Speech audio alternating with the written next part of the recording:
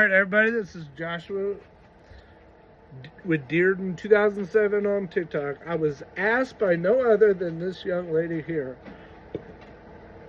why is it so hard to find a man that values both the woman and her children? Well, let me answer that the best way I can. I believe personally, and I know this myself, I know plenty of single mothers that are both attractive and worth dating.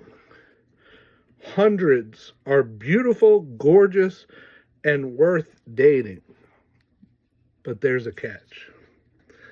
The mere fact that they are mothers and they have children strikes fear in the heart and soul and minds of any man who has ever dated a single mother before.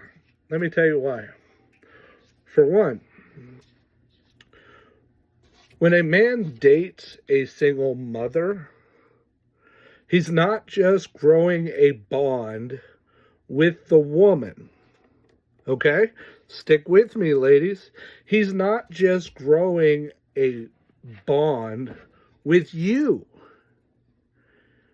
When he takes on the responsibility of being a co-parent, not really the parent, but being responsible for the children, he has all the responsibility, whether the woman says to him that he has no responsibility of paying for anything because she can handle it all. Let's be real.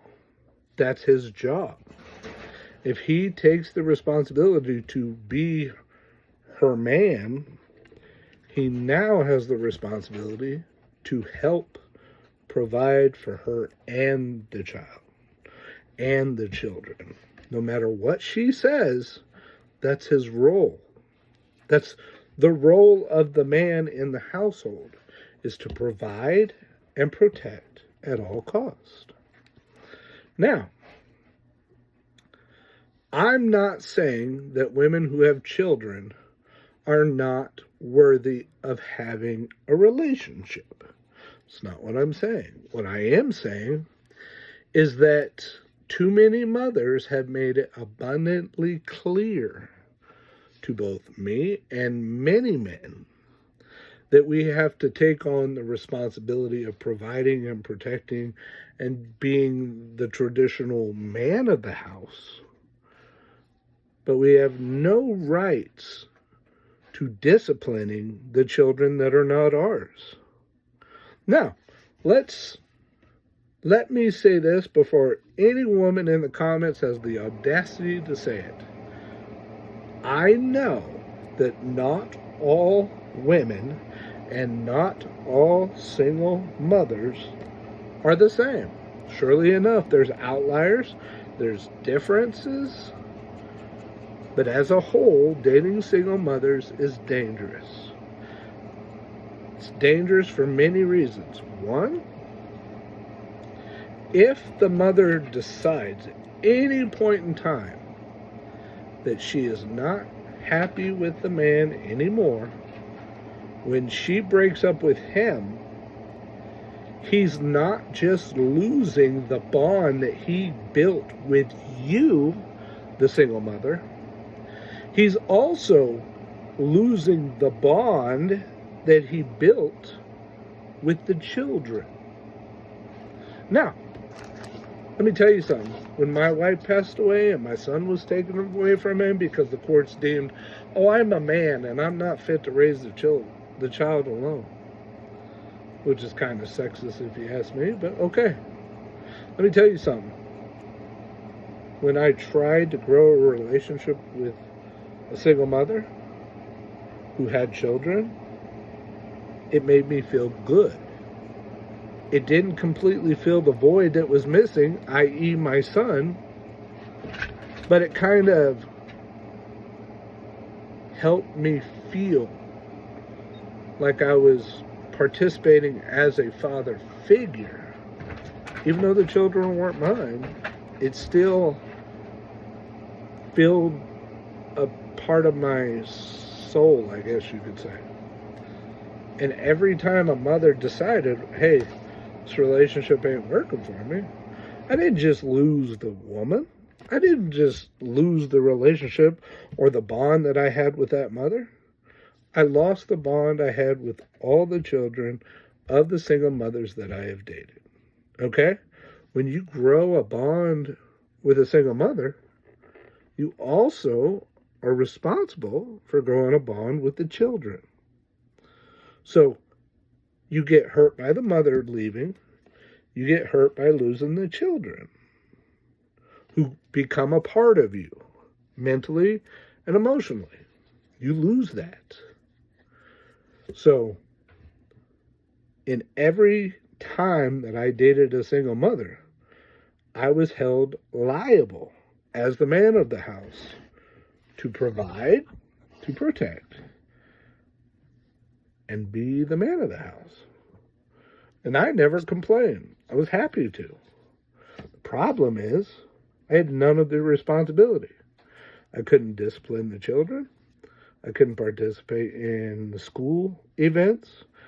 I wasn't allowed to go to parent-teacher conferences. I wasn't allowed to be a part of any of their events. That bothered me. But, okay. But let's go even further. But now let's talk about legal matters, okay? I challenge all of you to go research all the men who have been forced to pay child support for simply playing the role of dad. Just because they were not biologically the fathers didn't mean anything. Because they played the role as a father in the child's life, or a father figure in the household, I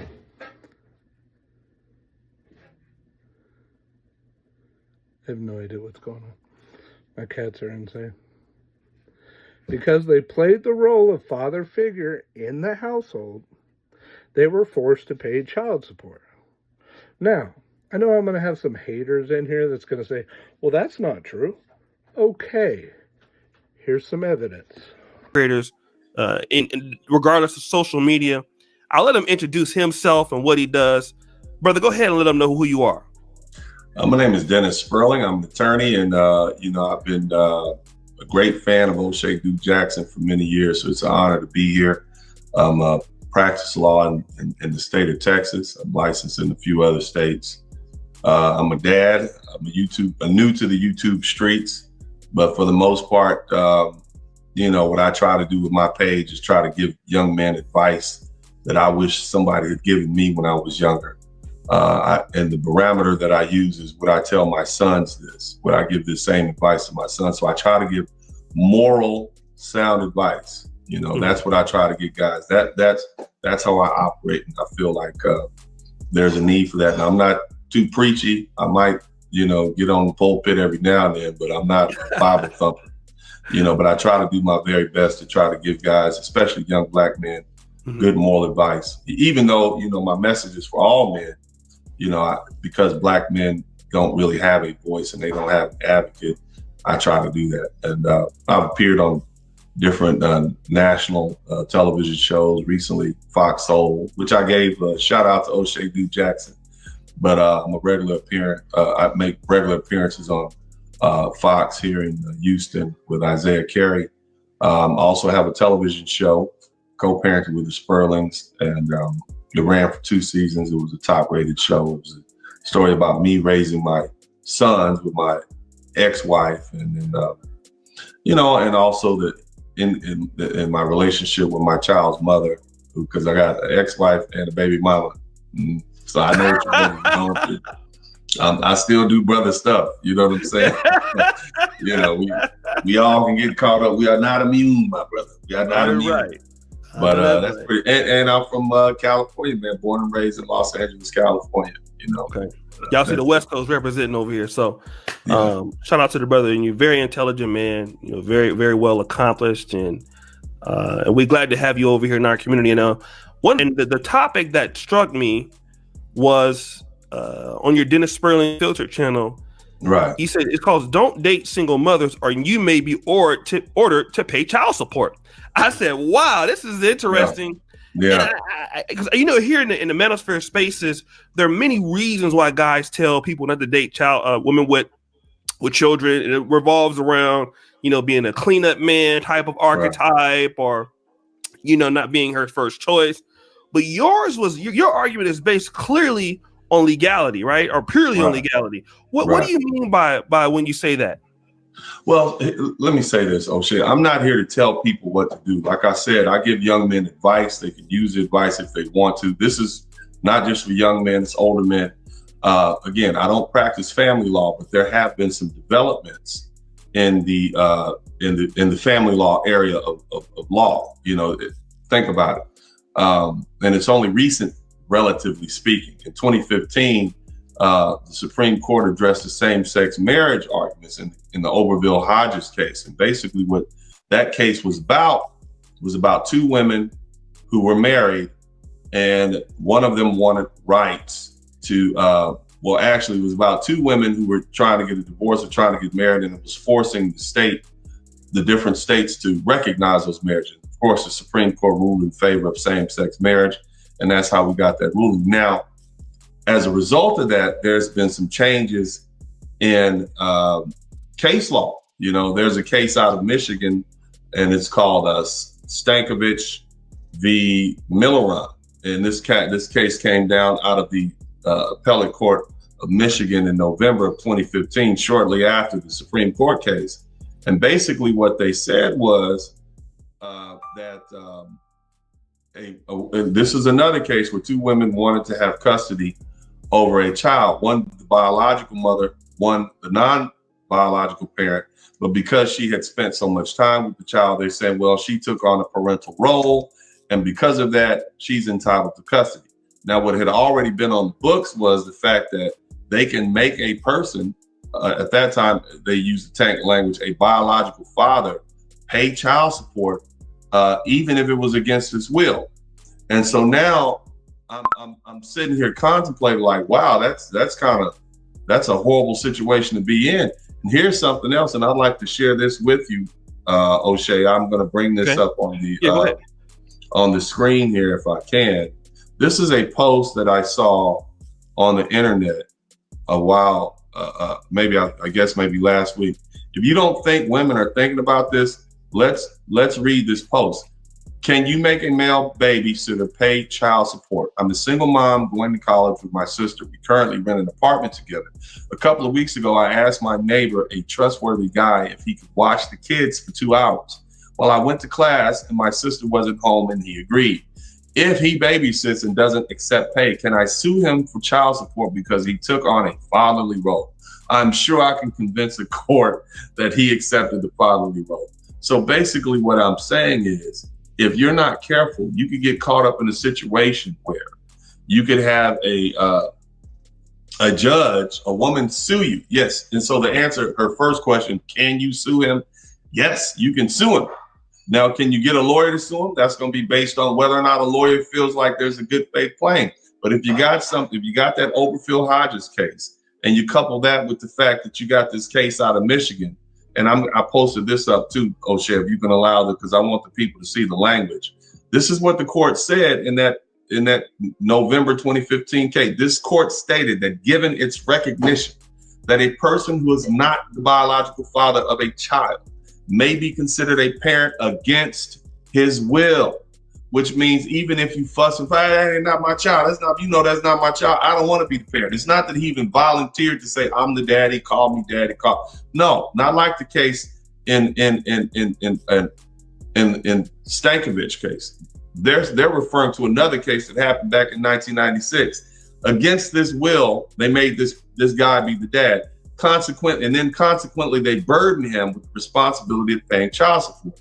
Such a person being treated as a parent may also seek rights of custody or parenting. So basically they're saying, before we can make somebody be the father against their will. That wasn't a problem. And we would burden them with child support. But it was kind of up in the air whether or not we would give this non-biological parent permission to spend time with this child. But now, since the equitable parent doctrine has been strengthened by the Overville-Hodges case out of the Supreme Court of the United States, yeah, we'll go ahead and let them have parenting time too. So what does this mean for the average brother who's hanging out with a single mom?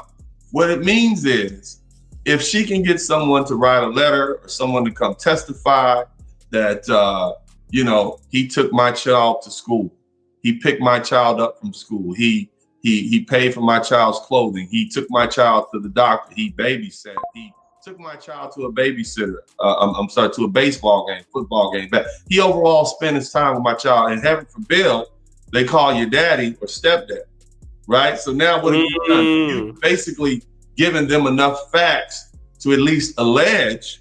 I'm going to stop it right there. That video is about 29 minutes long, and we only dived about, I don't know how many minutes. I think I made my point.